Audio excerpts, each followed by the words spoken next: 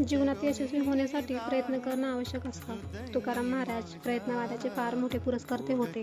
त्यांनी आपल्या अनेक अभंगातून दैनंदिन जीवनातील उदाहरणं देऊन प्रयत्नाचं महत्त्व आपल्या मनावर बिंबवलं आहे. एका अभंगात ते म्हणतात, निवडावे खडे तरी दळण ओझे घडे, नाही तरी नासोनी जाय कारण आळस उरे हाय. निवडावे तण शेती करावे राखण, तुका मने नीत न विचारित नवे हित.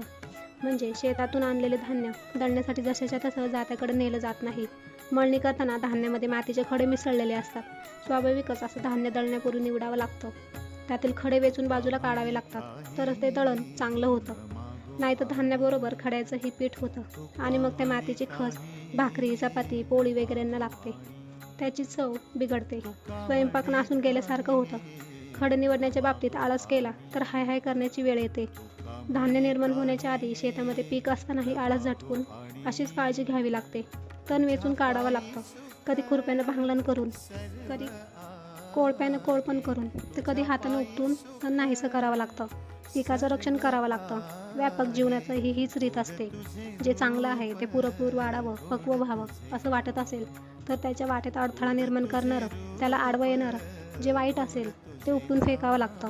त्याचं निर्मूलन करावं लागतं. सज्जनांचं रक्षण करायचं असेल तर दुष्टांचं निर्दालन करावं लागतं. हीच वागण्याची योग्य नीती होय. ही नीती समजून न घेता तिचा विचार न करता कोणी वागू लागला तर ते त्याच्या दृष्टीने हितकारक नव्हे.